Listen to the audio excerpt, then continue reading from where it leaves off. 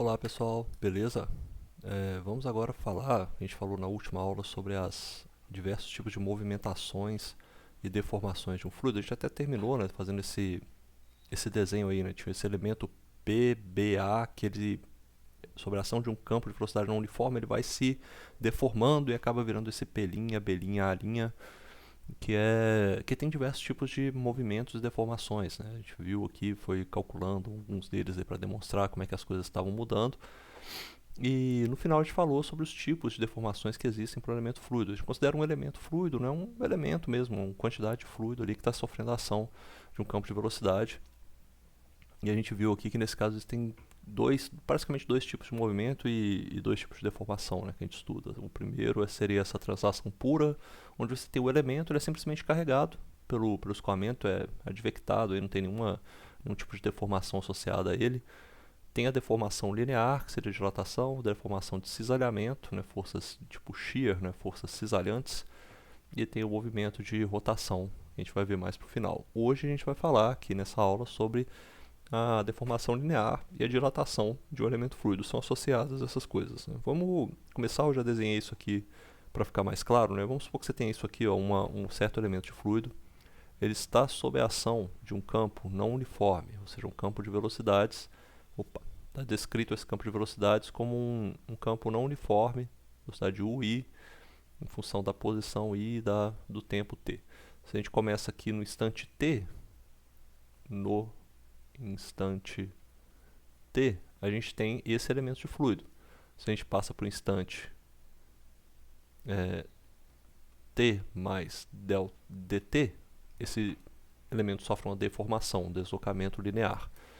Esse deslocamento linear é justamente mostrado por essa adição aqui, ó, de área que ele tem nesse bloquinho bidimensional aí. Tá?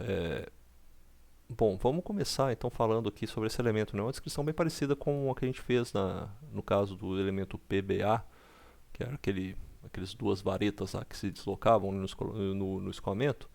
E a gente vai nomear também as arestas desse quadrado. Vai ter aresta A, B, C e D. Depois que ela vai para o instante t mais dt, ela se torna outros pontos, né? Ela é deslocada, se torna A', B', C' e D'. A gente começa aqui falando, igual a gente falou lá para o nosso exemplo usado na última aula. Vou até aumentar isso aqui para ficar melhor para a gente ver. Esse ponto A, ele tem uma certa velocidade. Vou ter que desenhar a linha aqui mais ou menos paralela a ele e a linha aqui paralela ao ponto B. Esses pontos aqui vão ter as suas velocidades, né? Se eu falar que aqui tem uma velocidade u, por exemplo, até colar isso aqui junto da aresta, e trazer isso aqui mais para perto aqui, tá. Esse ponto aqui vai ter uma velocidade u. Então, este ponto aqui na frente ele vai ter uma outra velocidade, né? A velocidade dele vai ser diferente, ela ganha um acréscimo ou um decréscimo, né? Se o campo de velocidade estiver diminuindo, ela ganha uma variação de velocidade, que ela passa a ser representada nesse ponto como u mais o tanto que o meu campo de velocidades varia nessa direção x.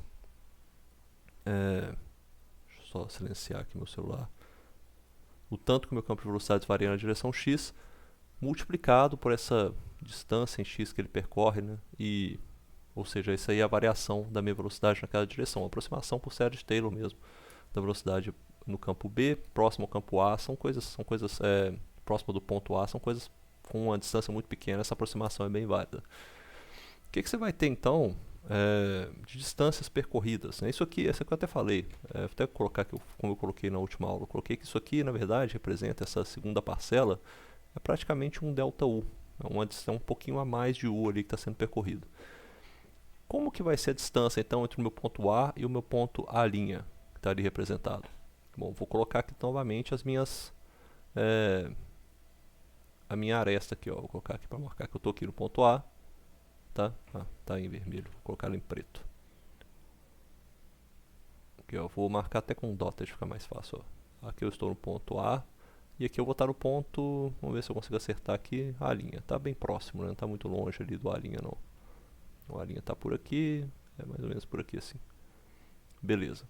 Qual que seria essa distância percorrida, então, pelo ponto A até chegar ao ponto A'? A gente viu isso até meio que rapidinho na última aula, né? A gente falou sobre isso aqui. Essa distância ela é igual à velocidade que o meu ponto A está multiplicado por uma diferença de tempo, né? Que ele vai percorrer com uma certa velocidade ao longo de um certo tempo, ele vai percorrer uma distância.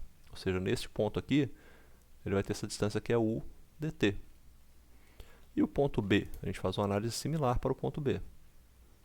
O ponto B, vou desenhar aqui as arestas dele, a linha, né, alinhada ali com ele.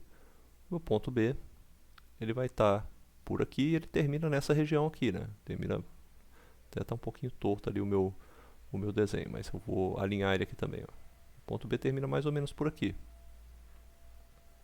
Tem também uma distância que ele vai percorrer.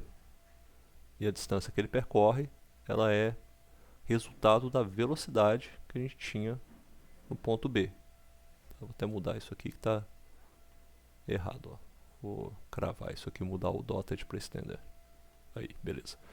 Vai ser a velocidade que ele tinha em B multiplicado por essa distânciazinha que ele percorreu no ponto B, até chegar a B'. E essa velocidade dele era o quê? Era o U mais del U sobre del X vezes a distância, né, que tinha ali essa variação da velocidade ao longo de x, multiplicado pela distância, né, que tem ali entre A e B, e multiplicado isso aqui, é óbvio, pelo tempo que ele ficou nessa velocidade aí. Considerando tudo isso aí, o delta de x, o d de t, são coisas muito pequenas, são variações muito, muito pequenininhas, por isso que a gente coloca eles dessa forma aí, como se fosse um infinitesimal, por isso que a gente aproxima tudo por essa série de Taylor. Agora a gente quer entender o seguinte, a gente quer entender, isso aqui é óbvio, né? Também, olha só, aqui novamente eu tenho, você percebe que esses termos são na verdade meio parecidos. Né? Eu tenho a velocidade que eu tenho lá no ponto A, qual que é a diferença dele para o ponto B? Só que agora ele tem uma velocidade um pouco diferente, é uma variação de velocidade que é dada ali por esse delta U vezes dt. Isso aqui, ó, esse termo aqui, ele vai ficar o quê? Vai ficar um delta U vezes dt, ou seja, uma variação de velocidade para cima ou para baixo, dada pelo campo, distribuição não uniforme, né, do campo de velocidades, vai dar essa variação aí de distância percorrida. A distância que percorre o A, ela é dada por U vezes dt, a distância que o B percorre até chegar em B' é o U vezes dt mais essa parcelinha de delta U multiplicada por dt também. Então, beleza, aí a gente já entende alguma coisa aí. Qual que é a deformação, então, que a gente tem? O que a gente considera qual que é a deformação linear que nós temos nesse ponto? A deformação linear, ela é medida da seguinte forma. A gente vai ter seria praticamente, né, o comprimento que eu tenho seria esse comprimento aqui, ó, inicial, que eu tenho, que chama de dx. Esse comprimento aqui, ó. E ele é o comprimento que eu tinha antes, né, o comprimento do meu elemento fluido antes, indo de A até B ou de C até D. E agora eu tenho um novo comprimento aqui, que seria este comprimento, que é o delta x mais alguma coisa, que eu não sei o que é. Né? Vou até colocar aqui, sei lá, eu posso chamar isso de epsilon, por exemplo. Vou chamar aqui agora, tem um delta x mais alguma coisa que acrescentou. Eu quero saber o que é isso. Né? Eu quero saber justamente o que é essa variação que eu tive ali. Ou seja, eu estou querendo basicamente saber o que é o meu comprimento de A', B', menos o comprimento que tinha antigamente, dividido pelo comprimento que eu tinha antigamente. Isso aqui é a definição de deformação. A gente aprende isso até quem faz engenharia, vê isso em resistência de materiais, essas coisas. Né? Como você define a deformação de alguma coisa? O comprimento novo que ele deformou, seja maior, menor do que o antigo, menos o comprimento antigo, dividido pelo comprimento antigo. É justamente uma proporção, né? Uma proporção de aumento dos comprimentos. Aí justifica essa deformação. A gente representar essa diferença que tem, como a gente vai olhar para os nossos elementos aqui em cima. O elemento antes, ele é justamente o tanto que o B', pensa o seguinte, o que é essa deformação que eu tenho nesses elementos? Eu tinha uma distância entre A e B. A tinha uma velocidade, B tinha uma velocidade que era diferente pelo fato de eu ter um campo não uniforme de velocidades ali. Então B tinha uma velocidade diferente, A tinha uma velocidade, B tinha uma velocidade. Depois de um certo tempo, o A vai percorrer uma distância. Mas o B vai percorrer uma distância, vai percorrer a mesma distância porque ele sai de uma mesma velocidade, mais esse diferencial de velocidade que vai percorrer uma distância para cima ou para baixo. E aqui eu estou julgando, né, pelo meu desenho, que é um aumento de velocidade, por isso que ele deformou aumentando o comprimento. Mas poderia ser negativo, ele poderia ter uma velocidade, o campo de velocidades de A até B poderia representar uma queda de velocidades também. E aí, a distância que eu tinha entre A e B, ela vai ser maior do que a distância que eu tenho entre A e B'. Meu B' vai andar mais devagar. Isso aí tudo está dentro dessa matemática, mas essa distância, essa deformação que a gente tem, ela acaba sendo representada por isso. É o tanto que o meu B percorreu até B', menos o tanto que o meu A percorreu até A'. É mais ou menos isso. A gente vai representar isso dessa forma aqui, ó. Ela fica igual a isso. É igual ao U mais essa variação, esse delta Uzinho ali, né? Variação de U na direção X multiplicado pela distância que tem entre A e B, multiplicado pelo dt, menos a distância que é percorrida pelo A'. Isso aqui dividido pelo meu comprimento inicial, que a gente sabe que o comprimento inicial, né, ele é simplesmente um delta x. Tá? É justamente o que a gente vai achar. Então, nessa celeuma de coisas aqui que tem, a gente vai ficar com o seguinte, ó, vamos sair cortando coisas nessa simplificação aqui. Primeira coisa que a gente percebe é que esse u aqui, ó, ele vai multiplicar pelo dt. Então vai ter u dt, e a segunda parcela que eu tenho no meu numerador é o quê? U dt. Se eu tenho u dt menos u dt, esse u aqui, ó, ele desaparece, junto com esse u dt, sumiu. E eu tenho um ΔX aqui embaixo, e eu tenho um ΔX aqui em cima. Esses ΔX também vão embora, ou seja, isso aqui corta, isso aqui corta. Ou seja, a minha taxa, minha deformação linear, ela é isso aqui, ó. Ela é uma... Deixa eu escrever aqui. A minha deformação linear nada mais é do que um ΔU sobre ΔX multiplicado pelo tempo em que ela deforma. Ou seja, o tanto que a minha velocidade está variando. Você tem um campo de velocidades não uniforme, como a gente tinha aqui no começo, olha só, nesse desenho, o campo de velocidades é não uniforme. Por isso que o A e o B, eles não mantêm a distância. Senão seria o quê? Seria uma translação pura, como a gente viu lá em cima. Ó, isso aqui só mudou de posição. Como não é só translação pura, eu tenho essa deformação do elemento de fluido. E é o seguinte, como eu tenho essa deformação, ela é representada pelo quê? Pela variação do meu campo de velocidade. Se eu não tivesse variação de campo de velocidade, se fosse um campo de velocidades uniforme, eu teria só translação. Mas como o meu campo de velocidades não é uniforme, a variação do campo de velocidades ao longo de x, multiplicado pelo tempo, né, que ela vai variar, é justamente a minha deformação. Só que para fluidos, a gente não pensa em deformação. É diferente do que a gente pensa para sólidos. Por exemplo, você está trabalhando com um elemento sólido. Estou trabalhando com o meu celular aqui, por exemplo. Com o meu celular, eu vou deformar. Eu deformei ele, puxei de um lado para o outro. Eu deformei ele aqui agora. Ele vai ter uma certa deformação. Eu nem estou vendo com essa deformação, mas ele tem. Qualquer força aplicada em qualquer coisa gera uma deformação, mesmo que seja mínima. Nem que sejam as moléculas aqui estão se deformando um pouquinho com a minha força que eu estou aplicando. Se eu não chegar no limite plástico, que é quando eu vou deformar e quebrar ele mesmo, ele vai se expandir assim, igual uma borracha, né? Começa a se expandir igual se eu não chegar nesse regime, na hora que eu terminar de exercer a minha atenção aqui, de puxar o meu celular de uma ponta para outra, ele vai voltar ao que era antigamente. Ele volta a ser não deformado. A deformação só existe enquanto eu estiver aplicando essa tensão. Para fluidos, não é assim que ocorre. Para fluidos, quando você aplica uma tensão, ele se deforma continuamente, ele não para de se deformar. Então, assim, como é que eu posso explicar isso aqui de uma maneira clara? Por exemplo, você coloca uma placa em cima de um tanque de água. Se você aplica uma tensão em cima dessa placa, uma prancha de surf, tá? Aproveitando que eu estou aqui perto da praia, você é uma prancha de surf. Pegou sua prancha de surf, está numa piscina, você pega a sua prancha de surf, você empurra ela. Na hora que você tira a mão e para de empurrar, ela não volta para o estado que era anterior. A sua tensão ela não existe porque o seu fluido estava se deformando. Ela existe porque existe uma taxa de deformação. Você tem que continuar aplicando essa força. Enquanto você estiver aplicando a força na sua prancha de surf para se deslocar em cima da superfície da sua piscina lá de água, enquanto você estiver aplicando essa força, você está deformando continuamente o meio. Mas ele não para ou não retorna ao que era antes se você para de aplicar essa tensão. A força só existe porque você está aplicando essa força durante um certo tempo, existe uma taxa de deformação que está ocorrendo. Então, para fluidos, a gente não pensa em deformação pura, não pensa em cisareamento puro. Eu não cisario um fluido, nesse caso que eu estou aplicando, nesse caso da prancha, eu estou aplicando uma força de cisareamento, eu estou cisareando esse fluido. Mas se eu soltar ele, se eu parar de aplicar a tensão, ele não volta. Ele simplesmente para naquele estado que estava. Mas se eu continuar aplicando de novo, ele vai novamente. Se eu voltar a aplicar tensão, ele vai novamente se deformar. Então, enquanto existir tensão, vai existir uma taxa de deformação. Mas não é só. Existe a deformação, mas a deformação não é importante. O que importa é a taxa de deformação. Por que eu estou falando essa gororoba aqui? Porque a gente não se importa muito com o DT nesse caso. A gente não vai querer saber qual é a deformação linear. Interessa para a gente a taxa de deformação linear. Por quê? Porque os fluidos se deformam ou se movimentam continuamente. Eles não param de se movimentar. Eles só vão parar se não tiver força nenhuma, mas ele não volta ao estado original. Ele vai continuar naquilo ali, em aquele estado. A taxa de deformação linear é simplesmente esta definição que a gente acabou de ver aqui, só que dividido pelo quê? O limite quando o ΔT tende a zero. Vai ser, ou seja, você vai tirar o limite dessa definição da deformação linear. Vou chamar isso aqui...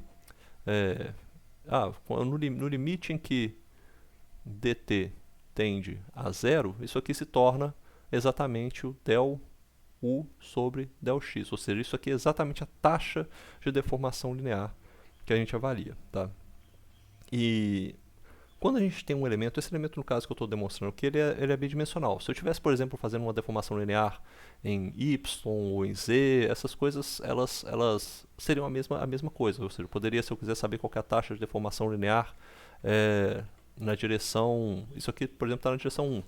Mas se eu quiser saber a taxa de deformação linear na direção 2, eu vou simplesmente abrir isso aqui, ó, del1 sobre del x1. Eu tenho também a taxa de deformação linear del2 sobre del x2, está na direção 2. Tem a taxa de deformação linear 3 na direção 3. Mas é só isso mesmo. Ou seja, a variação do campo de velocidade diz pra gente como é que a taxa de deformação está ocorrendo. Isso aí já é importante. A gente saiu das coisas de tensões, né, e forças e não sei o que, blá blá blá. Agora está vendo essas deformações no elemento fluido, elas são função só da variação do campo de velocidade. E por que isso aqui é importante? A gente vai ver mais para frente quando a gente entrar no negócio de equação da continuidade, mas quando você pensa em um elemento fluido, pensa em um elemento fluido que, por exemplo, ele não é compressível. Ou seja, ele não varia a massa dele, não varia... a massa não vai variar mesmo, né? Mas não varia a densidade dele. O que acontece se tem um elemento de fluido dessa forma aqui, ó? Nesse caso ali não é o caso que eu mostrei em cima, porque o caso de cima foi uma simplificação para a gente poder resolver ele mais facilmente. Você tem esse elemento aqui agora. Vamos supor que ele é incompressível, ou seja, você não vai variar a densidade dele, você pode variar a forma, mas ele não vai... a densidade dele não pode mudar. Nesse caso aqui a densidade mudou. Você percebe, olha só, eu tinha um volume, a mesma massa, eu aumentei o volume, mas a massa continua a mesma. Se eu aumentei o volume, o que aconteceu? A densidade caiu. Mas para os fluidos que são incompressíveis, em que a densidade, vou botar aqui, não é nem incompressível, é um fluido isocórico, ele não varia a densidade. Isocórico é disso, né? O termo isocórico indica que você está... O isocórico, ele indica que você tem uma densidade que é constante. Isso aqui, ó, densidade é constante. Para esse tipo de fluido aqui, vamos supor que agora eu vou botar uma tensão. Como eu estava falando que eu ia apresentar uma tensão para cá e outra para cá. Tá vendo? É óbvio, né? Se eu só boto a tensão de um lado, a força de reação é do outro lado também. Estou puxando esse elemento isocórico. O que vai acontecer com esse elemento aqui? Ele vai aumentar na direção de nessa direção aqui eu vou botar dessa forma. Vou ter um del U1 sobre del x1, ele vai ser maior do que zero. Por quê? Porque ele está expandindo, está tendo uma força de expansão. Mas como ele tem essa característica de ser isocórico, de não variar a densidade, ele vai expandir, vai se deformar, mas alguma coisa vai ter que perder. Como ele é bidimensional, vai perder aonde? No y, ou seja, nessa direção y aqui, ele vai se comprimir. Eu vou até botar aqui dessa forma. Vai virar vai ter que alguma coisa igual vai ter que acontecer aqui, ó, vai ter que comprimir ele. Ou seja, nesse caso eu tenho o quê? Eu tenho um del U2 sobre del x2, ele é menor do que zero, está comprimindo esse fluido para manter essa densidade constante. Essa característica aqui ela garante para a gente algumas coisas muito interessantes quando a gente for olhar para a mecânica dos fluidos, tá? A gente ainda está entrando nesse detalhe aqui. O que vai acontecer? O meu fluido vai ficar mais ou menos assim, ó. Opa, está em preto ali. Mas vai ficar mais ou menos dessa forma aqui. A nova forma dele, tá vendo? Eu tô chutando o que seria isso, tá? É um desenho, considerem aí que é um desenho com suas limitações também. O meu novo fluido vai ser isso aqui, ou seja, vai expandir na direção x, mas vai se comprimir na direção... expande na direção x1 e se comprime na direção x2. Isso aqui tem a ver até com aqueles invariantes de tensor, tá? tem a ver com aqueles invariantes de tensor. Quando a gente fala disso, né, um dos invariantes é o quê? No traço, assim, o somatório de del1 mais del2. Como é que é? Até vou botar aqui assim, um invariante que seria quando a gente fala do tensor, esse tensor aqui, ó, que é o tensor, opa, esqueci do quadrado ali.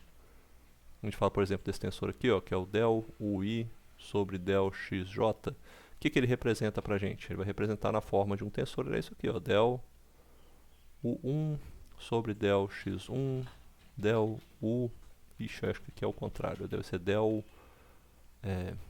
sobre del x1 u2, del sobre del x1 u3, del sobre del x2 u2, não, aqui agora é 1, pera, é o 1, del sobre del x2 u2, del sobre del x2 u3, del sobre del x3 u1, del sobre del x3 u2 e del sobre del x3 u3. Isso aqui é um tensor que a gente chama de gradiente de velocidade. Tá? Essa é a mesma coisa em forma vetorial, é isso aqui, ó, o gradiente de velocidade. Talvez eu tenha escrito ele transposto, tenha errado alguma coisa aí, mas tudo bem, não tem problema isso não. Ou é o del ou é gradiente ou gradiente transposto. E obviamente ele não é simétrico, mas esse traço dele, quando a gente fala assim, ó, o traço desse tensor, ele é um invariante, tá? Você fala de escoamento incompressível, ele é um invariante. Isso aqui, ó, o traço do tensor, ele é sempre igual a zero. Você está falando de escoamento isocórico, tá? Um escoamento que não varia a densidade. O que quer dizer? Se você, esta região aqui, ó, deixa eu botar isso aqui sem essa marca. Esta região aqui, ó, a diagonal, o somatório dos termos diagonal, ele é sempre igual a zero. Porque a gente vai ver isso mais pra frente também com mais detalhe, tá? Mas é só uma definição para ficar aí pra gente, porque é um dos invariantes de tensor, né? Quando você tem um escoamento incompressivo, garante que em qualquer regime que você esteja, esse traço é igual a zero, ou seja, o somatório dos termos aí que estão na diagonal tem que ser igual a zero, ou seja, você expande de um lado, você tem que comprimir os outros de alguma forma, não tem como você ficar sem isso. Vamos voltar para o tópico, que agora a gente vai falar sobre dilatação, e dilatação já entra esse tema aí, que é que a gente está tratando aqui agora. Vai falar sobre dilatação, e a dilatação no caso, volumétrica, né? Dilatação volumétrica. Mas se a gente tiver um elemento tridimensional, um elemento 3D, o que ele teria? Né? Ele teria um del de volume que seria igual à multiplicação de todos os dels que a gente tem aqui. Aqui eu estou até botando, mas eu não vou cair nessa não. Vou botar dessa forma aqui, ó. x2, del de x3. Tá? Eu tenho os três pequenas distâncias. Se eu tiver um elemento, obviamente um elemento dessa forma aqui, ó. Eu tenho tenho isso aqui, eu tenho isso aqui. Deixa eu ver, eu tenho que fazer isso aqui agora, ligando esses dois. Isso aqui ligando esses dois. Esse aqui pra cá. Esse aqui. Esse aqui. Ó, tem um elemento aqui, meu elemento tridimensional. Ele vai ter os três componentes, certo? Ele vai ter sei lá, um del de... vai ter, obviamente, aqui um del aqui, o outro aqui e o outro aqui.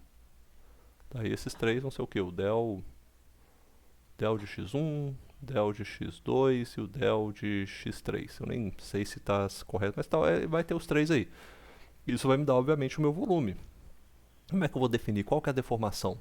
Qual que é a deformação nesse caso? Qual a deformação desse meio?